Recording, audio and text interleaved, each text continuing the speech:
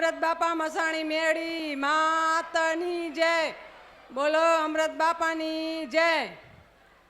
માં હું મેમકાથી આવું 5 તારીખે 5/7/2025 ત્યારે મારો પહેલો રવિવારથી માડી હું ખાલી દર્શન કરીને નીકળી હતી. માડી મેં એટલું જ કીધું હતું કે માં તું મારું દેવ દુઃખ જાણજે. માડી તને તો ખબર જ છે, હું તને બધું ચોક નથી પાડતી માં. પછી પહેલા જ રવિવારે માડી હું આવી હતી. પહેલો રવિવાર, પછી પહેલો રવિવાર, પછી સોમ ને મંગળ, પછી બુધવારે મારા કેસનું કાગળિયું આવ્યું. ઉપટ મેં પહેલાં કેસનું જ મૂક્યું હતું કે માં તું જોઈજે, મને કેસના ઉપટમાંથી પહેલાં તું માડી મને કાઢ. પછી મારા કેસ પહેલા ને ત્રીજા રવિવારે તો પતી ગયો. મારા કેસ 22 વર્ષથી ચાલુ હતો ને 9 વર્ષે પતી ગયો. 9 વર્ષે પતી ગયો કેસ. પછી માડી મેં એમ કીધું કે મારી જીવ દેવ દુઃખ હોય મને કહેજે, પણ માડી 22 વર્ષથી હું જેદુની સાસરે આવી ને સગુડો તો બંધ થઈ ગયો, કે ચાલતો બોલો.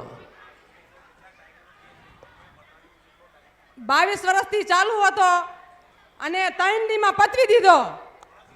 3 જ રવિવારમાં, પહેલો બીજો ને ત્રીજા રવિવાર તો મારું બધું પતી ગયું કેસનું. બાધા ખાલી માનતા હતી નથી, હા માનતા રાખી હતી પતી ગયું. પછી મારી મેં અરે છગડાની વાત તો કર, પણ તું શું થયું તું એને સંભળાય તો ખરી, એને ખબર પડે કે જય માડી.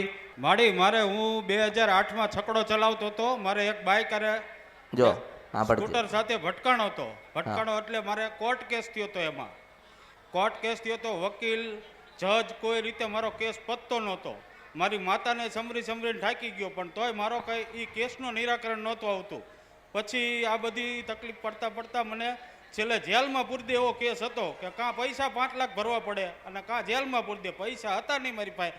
પછી મારા ઘરના એ માતા તમારી યુટ્યુબના માધ્યમથી પછી સંકલ્પ કર્યો કે આપણે અમૃત બાપાની મેરડીમાં જઈએ.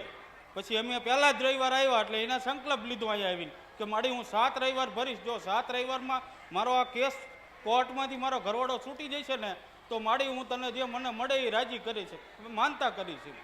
હા, અરે એને સજા પડવાની હતી પૂછન, જેલમાં પૂરી દેવાના હતા. પાકી હતી સજા, એને 7 વર્ષ ગાલ દેતા. 7 વર્ષ ના આવત. હામાં વાળો શું કે આના હારાન મેલું જ નહીં. સગુડો બંધ થઈ ગયો પણ આનો કેસ બંધ ના થયો. સારું કરવું હું ત્યારે 7 વર્ષની સજા પડત.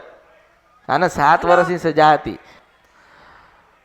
20,000 આલો ને 25,000 આપો ને આ આપો ને તે આપો. કેટલા પૈસા એને બાપડા વાપરે, ધક્કા એટલા ખાતા. સમાધાન કરવા માટે લાખ રૂપિયા આપ્યા હતા. 2017માં નો સમાધાન કર્યું અને કેસ ચાલુ રાખ્યો. એને છેલ્લે સુધી ન થયું. પૈસા આપ્યા હતા 1 લાખ રૂપિયા મેં કેસ સમાધાન કરવા હિસાબે, તોય ન થયો. પણ તેથી મને માતા બીક લાગતી હતી એટલી તેથી માતાને મેં સમૃદ્ધિ કે અમૃત બાપાની મેલડી તને 7 વર્ષની સજા પડત જ મૂર્ખા. તને 7 વર્ષની સજા પડવાની હતી.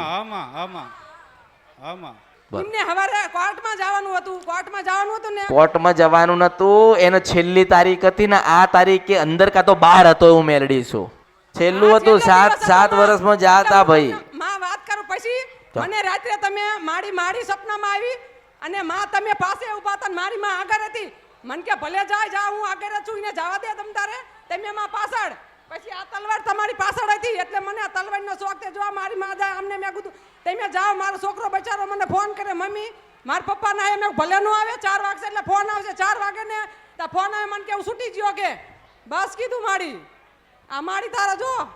અને માડી મારા 22 વર્ષથી લગ્ન કરેલા હે માડી. હું રોટલો કદી મેં હકે ખાધો નથી માડી, પણ તારા પારે પહેલા જ રવિવાર હતી હું 4 મહિનાથી સુખીનો રોટલો ખાવું અત્યારે માડી.